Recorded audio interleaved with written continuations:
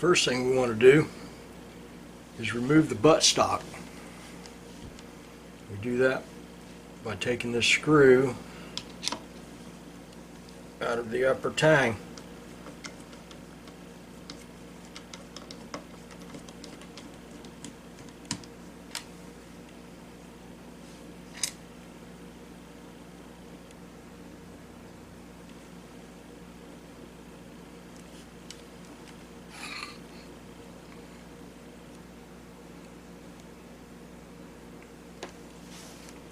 This rifle here was put together in the early 80s. It's an angled eject with rebounding hammer. Here's your hammer spring, and that strut right there is a rebounding hammer strut. Many of the old Winchesters had a steel spring right here that put pressure on the hammer. This right here uses that hammer spring. The next thing that we're going to do is we're going to remove the cap screw that holds the hinge pin. Right here is a hinge pin that holds the finger lever to the breech bolt. We're going to take that hinge pin out. It's best to do it right now because there's no tension between the finger lever and the breech bolt. So that pin will come out real easy. Here's the cap screw.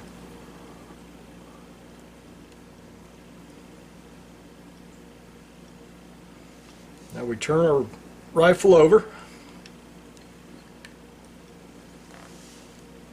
and on the other side of the receiver is a hole. Now, the purpose of that hole is so we can take a punch and push that hinge pin through to the other side where the cap screw was. So you just take your small punch, run it all the way through, and you'll see the hinge pin fell out through the cap screw hole right here.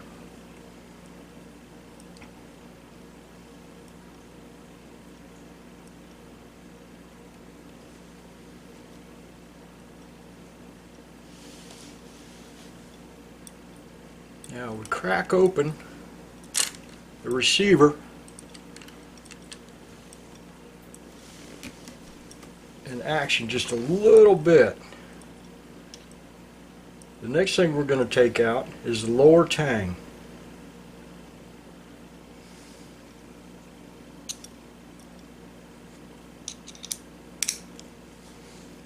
And to do so, we take this trigger pivot screw out.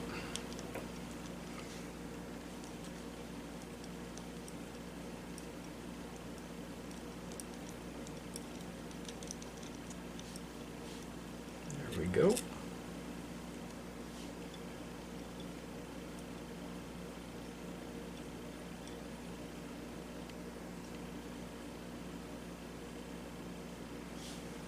Drop the lower tang assembly out from the upper tang of the receiver.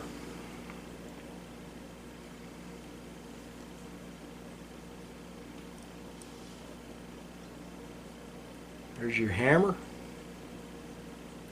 This right here is your hammer block safety. If you dropped your rifle on the hammer, it wouldn't fire a cartridge in the chamber because this little guy right here keeps the hammer from going all the way forward until the trigger is pulled, and then it just drops out of the way. This right here is your trigger block, trigger stop safety.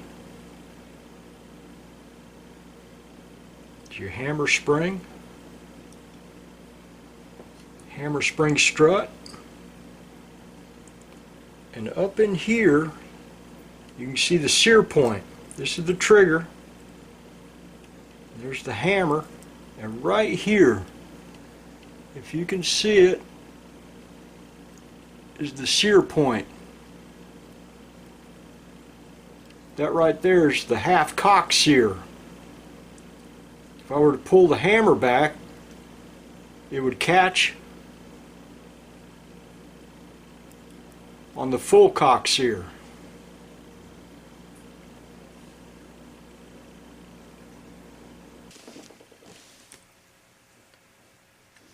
What we want to take out now is the link pivot screw. And that will allow us to drop the finger lever, the link, and the locking block from the bottom of the receiver. So let's unscrew the link pivot screw.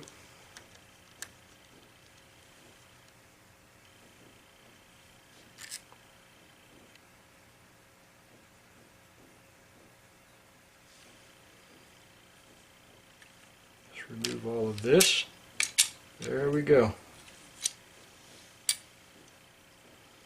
Now you take the locking block, remove it from the locking block lug there on the bottom. Separate it from the link.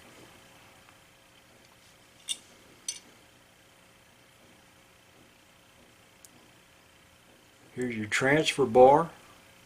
The hammer hits the transfer bar, drives it into the rear of the firing pin to detonate a cartridge. This is a very important piece of the rifle. This keeps the breech bolt from flying out of the rear end of the receiver when a cartridge is fired.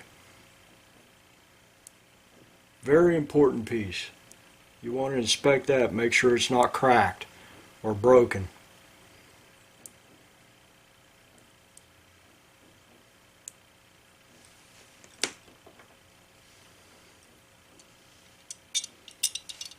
Here's the link and the finger lever.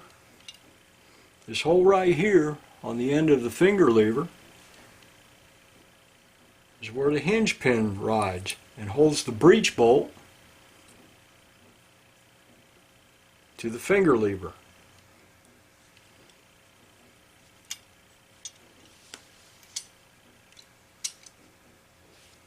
Now we want to remove the cartridge carrier. That's this screw right here.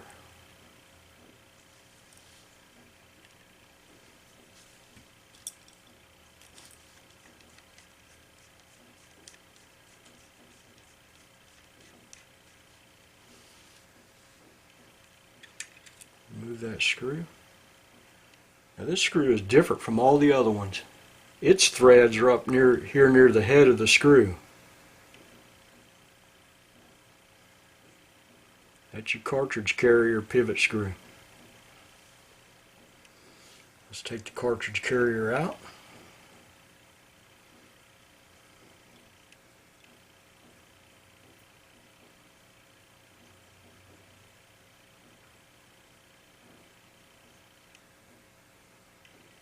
There's a tab up here on the end of the cartridge carrier. The back of the breech bolt, when you open the lever, the back of the breech bolt hits that tab and starts to lift the carrier up into the front of the chamber. This slot right here, the finger lever rides through this slot. Just like that.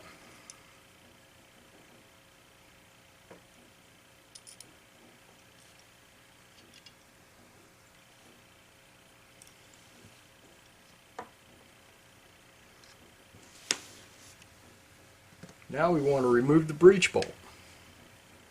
Just slide the breech bolt out the aft end of the receiver.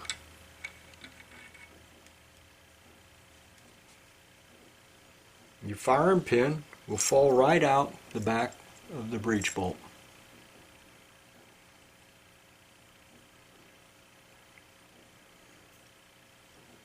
This here is your extractor This whole length of metal right here is the extractor.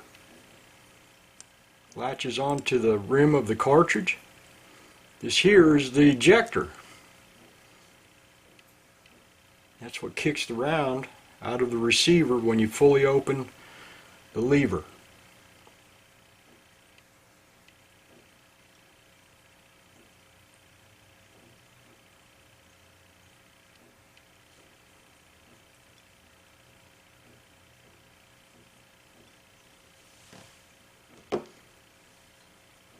Here's the firing pin.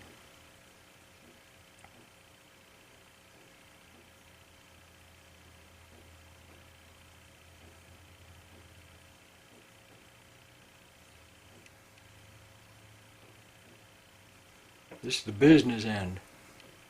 That strikes the primer. Over here, the transfer bar hits this end. It's not spring loaded.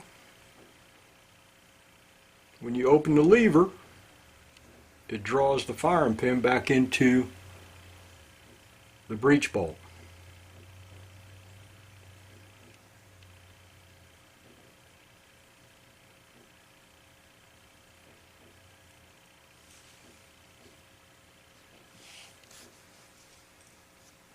There's a couple of things I don't remove. I don't remove the cartridge guides. If you can see them down in here, there's that metal bar right there and the metal bar right here. They're right there. The rim of the cartridge rides up those guides as it's being fed into the chamber. I don't remove those. That's this little itty bitty screw right here on the left side, and that little itty bitty screw right there above the loading gate spring. I don't remove those two screws. It'd just be a bear to get those cartridge guides lined right back up correctly. So another thing I don't remove, if I can show it to you, it's hard to see, but right here there's a screw inside there, and there's a long piece of spring metal, and that helps the cartridge carrier pop up to the loading position. I don't take that out either. I imagine that right there would be a bear to get lined back up too.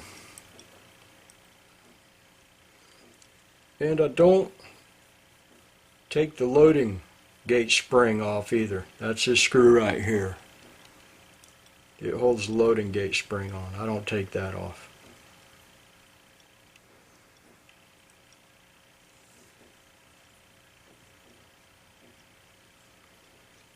There you go.